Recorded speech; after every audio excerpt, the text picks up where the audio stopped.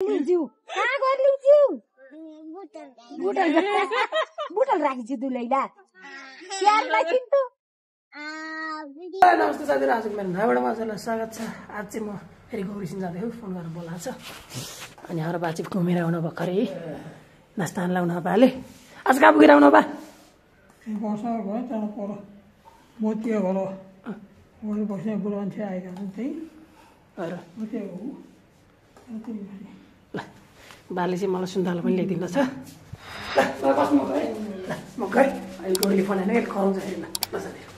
हाम्रो गौरी दादा र सुनिल दाई टक्क लाएर गफ गर्दै बस्नु हो यहाँ मस्त लाएर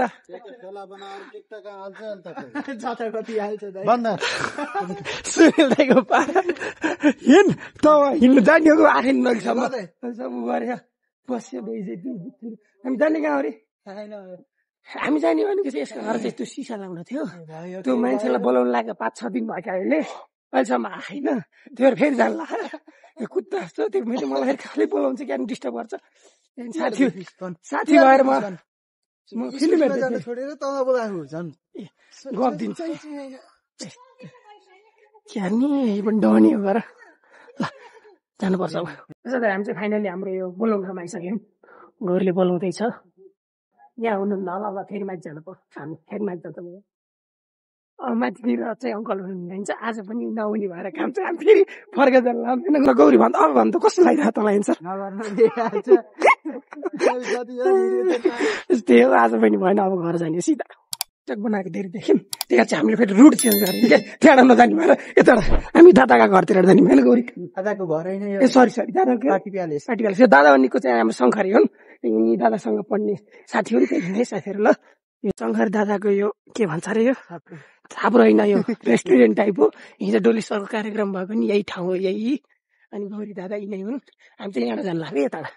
ठाउँ छ त्यही भएर ल साथीहरू गेट लागेको रहन्छ गौरी दादाले पुरा खोलिदिउँ तरिकाले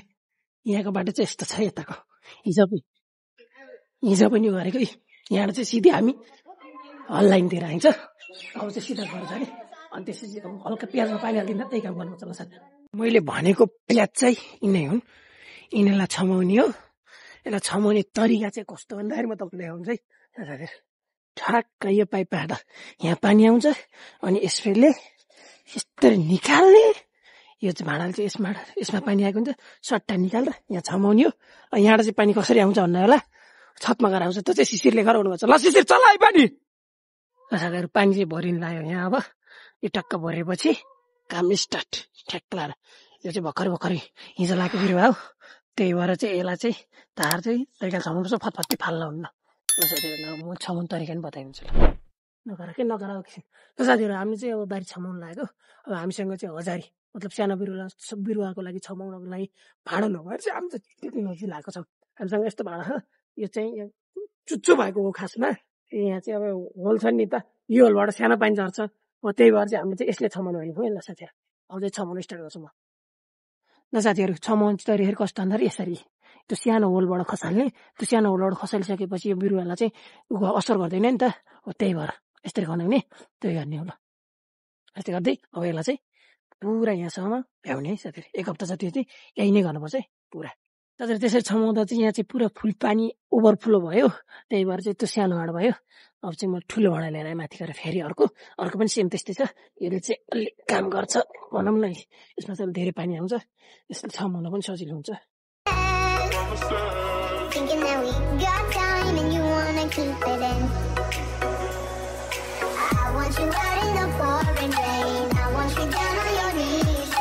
हामी चाहिँ फाइनली हाम्रो बारी छमाउने काम चाहिँ भइसक्यौँ प्याज भनौँ नि त प्याजको लागि चाहिँ छमाएर भइसक्यौँ मैले त छमाएँ नि शिशिर भाइले चाहिँ उता उसमा छमायो यताउति छमायो त अर्को बारी छमायो टक्क लाएर यही नै हो ल हामी चाहिँ छमाएर भइसक्यो कम्प्लिट भइसक्यो ल मम्मीलाई चाहिँ मैले एउटा गीत गाएर सुनाएको मम्मी कस्तो हुन्छ सुनिस् मैले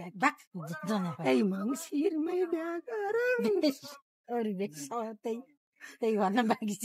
तपाईँलाई थाहा छ मैले के गरेँ क्यारे छमाए बारी घर चाहिँ स्टुलले गेम जान्दै थियो प्याज छमाए के अरे भन्दा नि सुत्ताले के गरे प्याज छमाउने त्यहाँ उता तिनी सागर सबै छमाएको आज बारी छमाउने क्लियर पार्दै यतिखेर के ल्याएको छ तपाईँ खाली भयो मैले केही गर्दिनँ बस केही गऱ्यो भने त अझै गरेर के नगरेर खानुहुन्छ हाल यस्तो हजुरको मम्मी पनि हुनुहुन्छ नि कमेन्ट गर्ने साथीहरू यस्तो तर हाम्रो दोकानबाट केही चाहियो भने हजुरले सम्पर्क गर्न सक्नुहुन्छ है हाम्रो चाहिँ फ्यान्सी पसल मतलब कस्मेटिक आइटम बेच्छौँ टपी सपी यताउति सब चिज बेच्छौँ यहाँको चाहिँ ओनर चाहिँ हाम्रो मिसेस कमला कुँवरजी हुनुहुन्छ केही सामान चाहिए उहाँलाई सम्पर्क गर्न सक्नुहुन्छ अनि यो चाहिँ ठ्याक्क लङ्का स्टेसनको ठ्याक्क साइडमा छ लङ्का चार्जिङको ठ्याक्क तलतिर भन्दा नि हुन्छ यही नै हो ला यही छ हाम्रो सानो मिठो छोटो पसल हेर्नु के छ तपाईँको भनाइ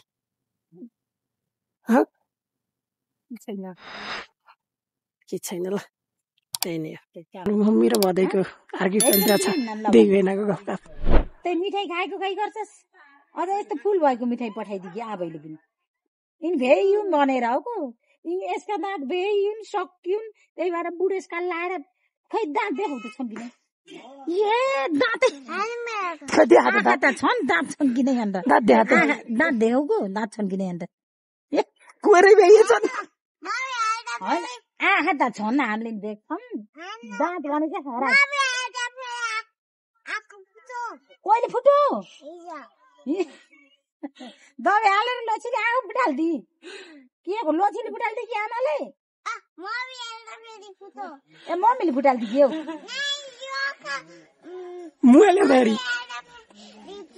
मोबाइल हेर्दा फेरिको दबाई हाल्दा फुटो कि मोबाइल हेर्दा फुटो ए मोबाइल हेर्दा फुटो अब दुलाई पनि आउने लिन्छु कहाँ गएर लिन्छु बुटल राखिछु दुलैला स्याहारलाई चिन्छु